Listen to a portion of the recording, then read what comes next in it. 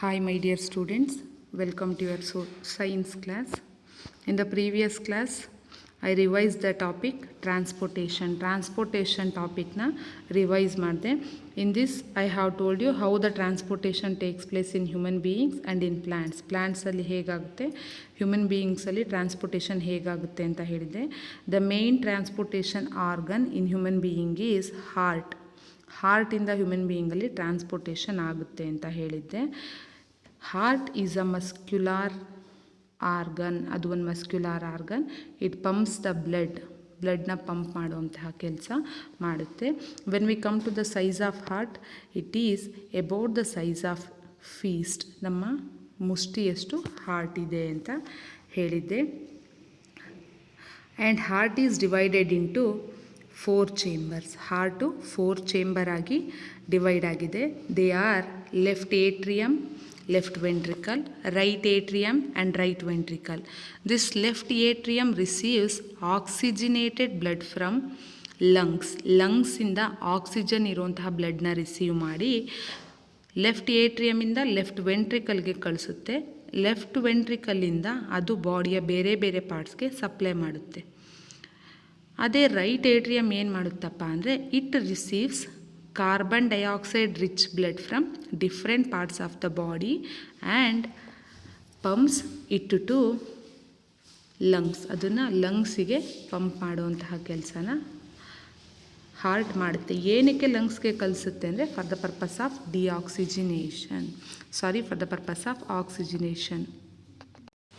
For the purpose of ಆಕ್ಸಿಜಿನೇಷನ್ಗೋಸ್ಕರ ಅಂದರೆ carbon ಡೈಆಕ್ಸೈಡ್ನ ತೆಗೆದು ಆ ಬ್ಲಡ್ಡಲ್ಲಿ ಆಕ್ಸಿಜನ್ನ ರಿಚ್ ಮಾಡೋದಕ್ಕೋಸ್ಕರ ಬ್ಲಡ್ಡು ಲಂಗ್ಸ್ಗೆ ಹೋಗುತ್ತೆ ಅಂತ ಹೇಳಿದ್ದೆ. And even I have told you different types of blood vessels. ನಮ್ಮ ಬಾಡಿಯಲ್ಲಿರೋ ಬ್ಲಡ್ ವೆಸಲ್ಸ್ನ ಹೇಳಿದ್ದೆ.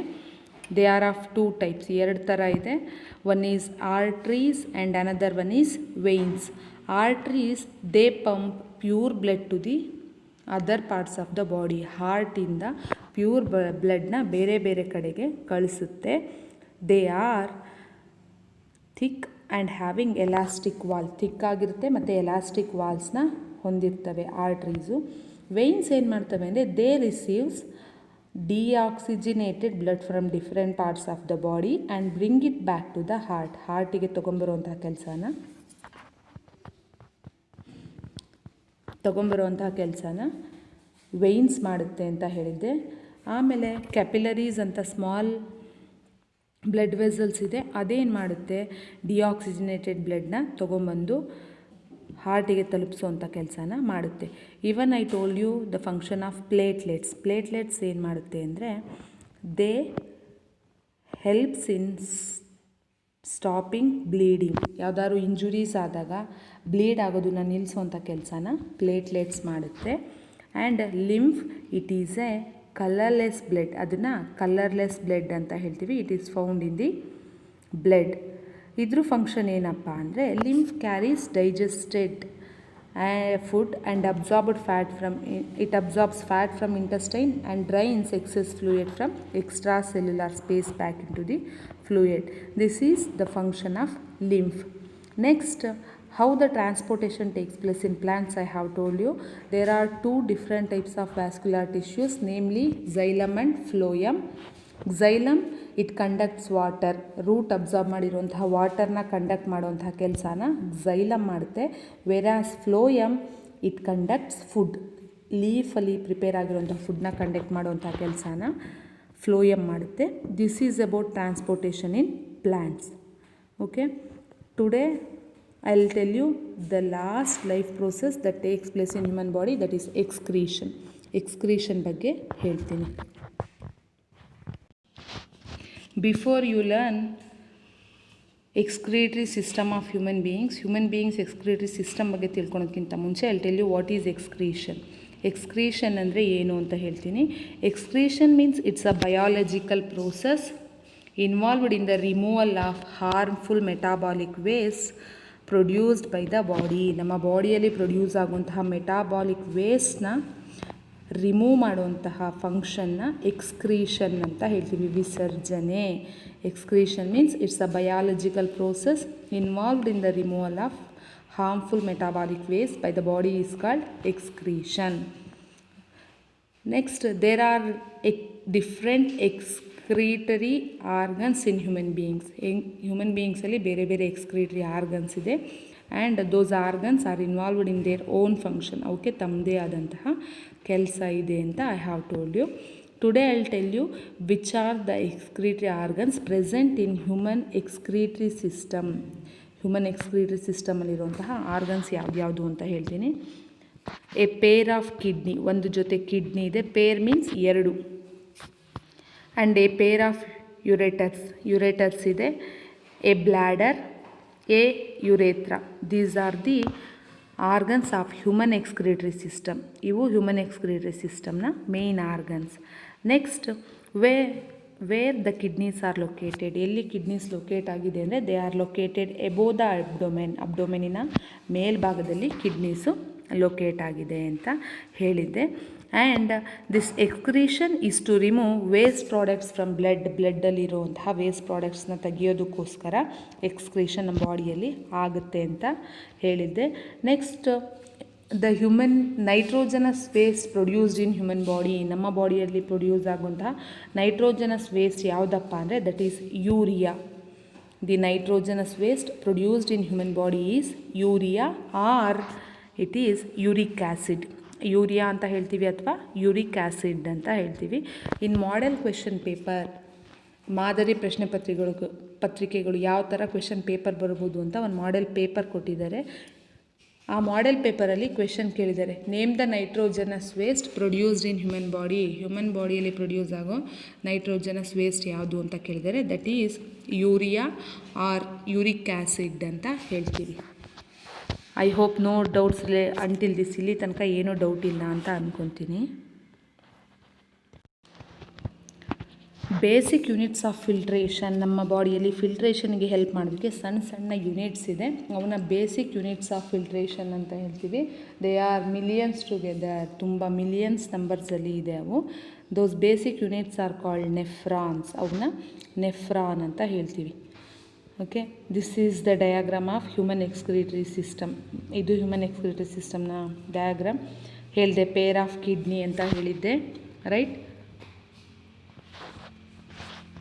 ದಿಸ್ ಈಸ್ ಕಿಡ್ನಿ 1 and 2, ಎರಡಿದೆ. And these are ureters. And this is urinary bladder. And below this is urethra. ಅದನ್ನು urethra ಅಂತ ಹೇಳ್ತೀವಿ. These are the parts of human excretory system. Excretory system ಏನು? Metabolic ವೇಸ್ಟ್ನ ತೆಗೆದಾಕುವಂಥ ಕೆಲಸನ excretory ಸಿಸ್ಟಮಲ್ಲಿ ಮಾಡ್ತೀವಿ. Okay, this is about human excretion. Next I will tell you how the excretion takes place in plants. ಪ್ಲ್ಯಾಂಟ್ಸಲ್ಲಿ ಹೇಗಾಗುತ್ತೆ ಅಂತ ಹೇಳ್ತೀನಿ. See, this is the human excretory diagram. What they have given in your textbook. ನಿಮ್ಮ text ಬುಕ್ಕಲ್ಲಿ ಕೊಟ್ಟಿರುವಂತಹ excretory ಸಿಸ್ಟಮ್ನ diagram. Left kidney, urinary bladder, urethra. ಇದು urinary excretory ಸಿಸ್ಟಮ್ನ ಡಯಾಗ್ರಾಮ್.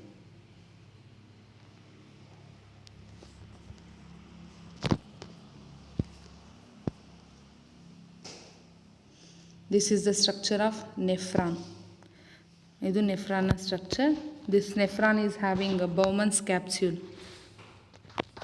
ಇದನ್ನು ಬೌಮನ್ಸ್ ಕ್ಯಾಪ್ಸ್ಯೂಲ್ ಅಂತ ಹೇಳ್ತೀವಿ. ಇಲ್ಲಿ ಬ್ರ್ಯಾಂಚ್ ಆಫ್ ರೀನಲ್ ಆರ್ಟ್ರೀಸ್, ತುಂಬ ವೇಯ್ನ್ಸು, ನರಗಳು ಕನೆಕ್ಟ್ ಆಗಿ ಫಿಲ್ಟ್ರೇಷನ್ಸ್ಗೆ ಹೆಲ್ಪ್ ಮಾಡುತ್ತೆ. ನೆಫ್ರಾನ್ನ ಫಿಗರ್ನ ಪ್ರಾಕ್ಟೀಸ್ ಮಾಡಿರಿ. This is the diagram of nephron, structure of nephron.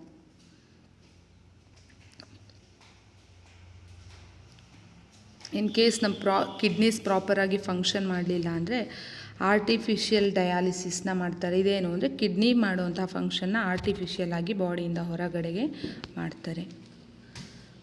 Next, excretion in plants. Excretion in plants they takes place in different ways. ಪ್ಲ್ಯಾಂಟ್ಸಲ್ಲಿ different ವೇಸಲ್ಲಾಗುತ್ತೆ. During photosynthesis they remove oxygen. Photosynthesis ಟೈಮಲ್ಲಿ ಆಕ್ಸಿಜನ್ನ ತೆಗೆದು ಹಾಕುತ್ತೆ. Night ಟೈಮಲ್ಲಿ carbon ಡೈಆಕ್ಸೈಡ್ನ ಹೊರಗಡೆ ಕಳಿಸುತ್ತೆ through the small openings present on leaves called stomata. ಸ್ಟೊಮ್ಯಾಟಾದಿಂದ ಹೊರಗಡೆ ಕಳಿಸುತ್ತೆ. And sometimes waste products are stored in cellular vacuoles. ಈ ಸೆಲ್ಯುಲಾರ್ ವ್ಯಾಕ್ಯೂಲ್ಸಲ್ಲಿ ವೇಸ್ಟ್ ಪ್ರಾಡಕ್ಟ್ಸ್ನ ಸ್ಟೋರ್ ಮಾಡುತ್ತೆ ಅಂತ ಹೇಳಿದ್ದಾರೆ. And sometimes the stored part R ಲೀವ್ಸಲ್ಲಿ store ಆಗಿತ್ತು ಅಂದರೆ ಇಟ್ ಮೇ ಫಾಲ್ ಆಫ್, ಅದು ಉದುರೋಗ್ಬೋದು ಅಂತಲೂ ಹೇಳಿದರು. And other waste products are stored as raisins, ಗಮ್ಸ್, especially in old xylem. ಅದನ್ನು ಏನು ಮಾಡ್ತಾರೆ ಅಂದರೆ ಸ್ಟೋರ್ ಮಾಡಿ, ಮರದಿಂದ ಅಂಟೆಲ್ಲ ಬರ್ತಾ ಇರುತ್ತೆ ನೋಡಿದ್ರೆ, ತೆಂಗಿನಕಾಯಿಗಳಲ್ಲೆಲ್ಲ ಹೊರಗಡೆ ಅಂಟು ಬಂದಿರುತ್ತೆ, ಅದೇನಪ್ಪ ಅಂದರೆ ವೇಸ್ಟ್ ಪ್ರಾಡಕ್ಟ್ ಪ್ರೊಡ್ಯೂಸ್ಡ್ ಇನ್ ಪ್ಲ್ಯಾಂಟಲ್ಲಿ ಪ್ರೊಡ್ಯೂಸ್ ಆಗೋಂತಹ waste products.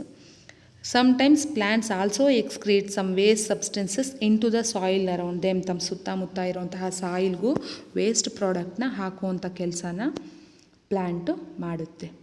Right, this is about excretion in plants. In your textbook what you have learnt they have given in points ಅಲ್ಲಿ ಕೊಟ್ಟಿದ್ದಾರೆ.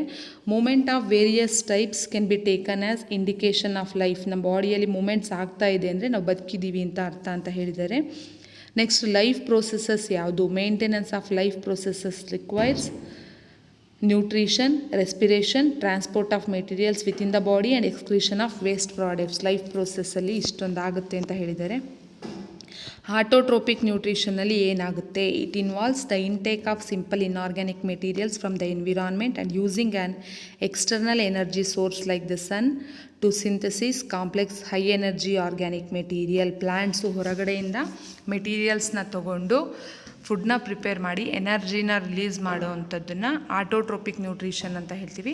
ಹೆಟ್ರೋಟ್ರೋಪಿಕ್ nutrition involves the intake of complex material prepared by the other organism. ಬೇರೆ organism prepare ಮಾಡಿರೋಂಥ ಫುಡ್ನ ನಮ್ಮ body ಒಳಗಡೆ ತೊಗೊಳ್ಳೋದನ್ನ ಹೆಟ್ರೋಟ್ರೋಪಿಕ್ nutrition ಅಂತ ಹೇಳ್ತೀವಿ. ಇನ್ human beings the food is eaten is broken down by various steps along the alimentary canal and digested food is absorbed in the small intestine to be sent to all cells in the body. Next, during the process of respiration, ಉಸಿರಾಡಬೇಕಾದ್ರೆ organic compounds such as glucose are broken down to provide energy in the form of ATP. ಎನರ್ಜಿನ produce ಮಾಡೋದಕ್ಕೆ stored energy ಅಂತ ಹೇಳ್ತೀವಿ. ATP ಇವನ್ನ energy cells ಅಂತ ಹೇಳ್ತೀವಿ. ಆ ಫುಡ್ಡನ್ನು ಬ್ರೇಕ್ ಡೌನ್ ಮಾಡೋದಕ್ಕೆ ಈ ಎನರ್ಜಿ ಕರೆನ್ಸಿನ ಯೂಸ್ ಮಾಡ್ತೀವಿ.